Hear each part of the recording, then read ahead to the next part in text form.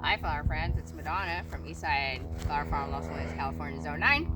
And today I'm going to show you how to harvest bachelor buttons or cornflowers. And I love them. They are a great pollinator. Bees and butterflies love them.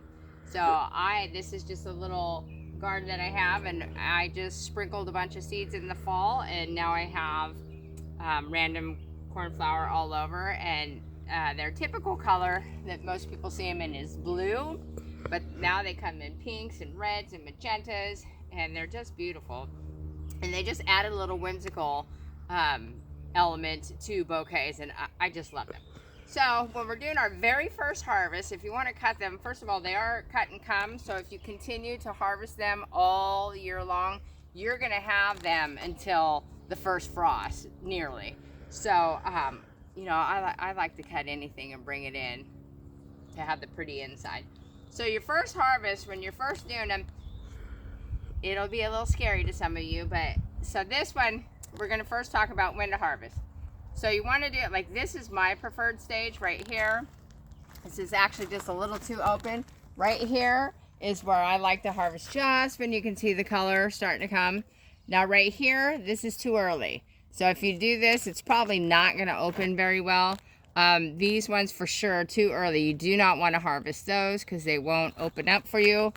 This is good. See the color starting to open up right there. So this is when you want to do it.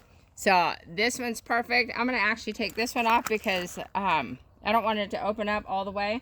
So, and when you cut them like this, you're going to get 7 to 10 days vase life out of them, because they're going to open up like this in your vase, and I just love them. Look at those. Aren't they beautiful?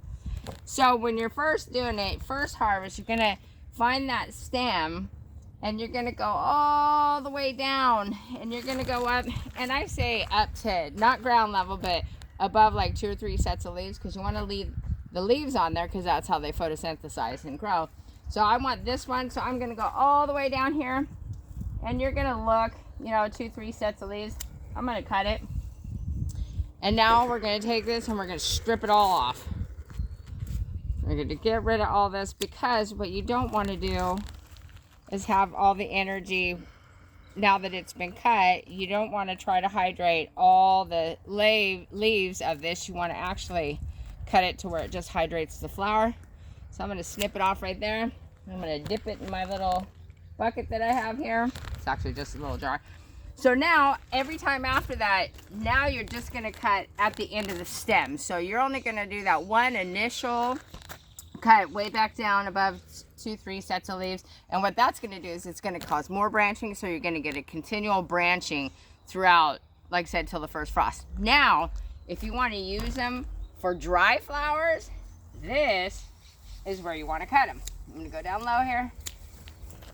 Again. So this is how you want to take it if you're going to dry it,